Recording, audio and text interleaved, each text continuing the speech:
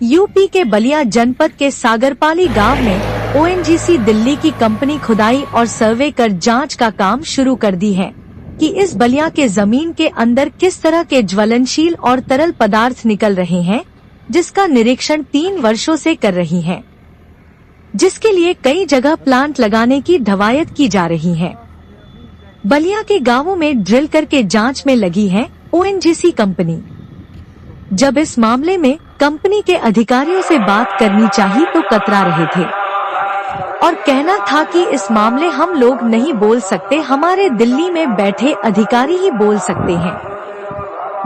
New line.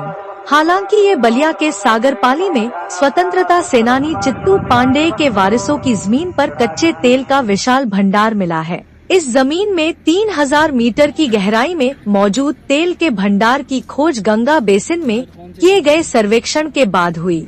इसके बाद ONGC ने सेनानी परिवार से 6.5 एकड़ जमीन 3 साल के लिए पट्टे पर लिया है और सालाना 10 लाख रुपए का भुगतान कर रही है। New line. स्वतंत्रता आंदोलन के दौरान साल 1942 में बलिया को आजाद कराने वाले चित्तू पांडेय की जमीन सोना उगलने वाली है। जिस जमीन पर महान स्वतंत्रता सेनानी चित्तू पांडेय का परिवार खेती करता है, उसमें कच्चे तेल का बड़ा भंडार मिला है।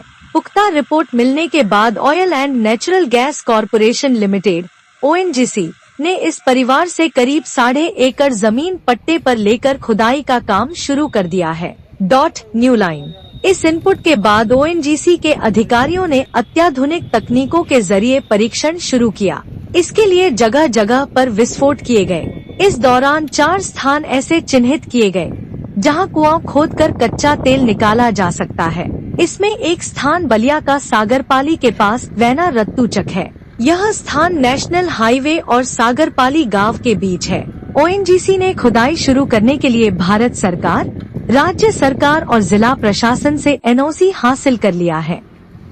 यहाँ तेल का भंडार तो है, लेकिन बहुत गहराई में है। इसके लिए 3001 मीटर गहरी बोरिंग कराई जा रही है।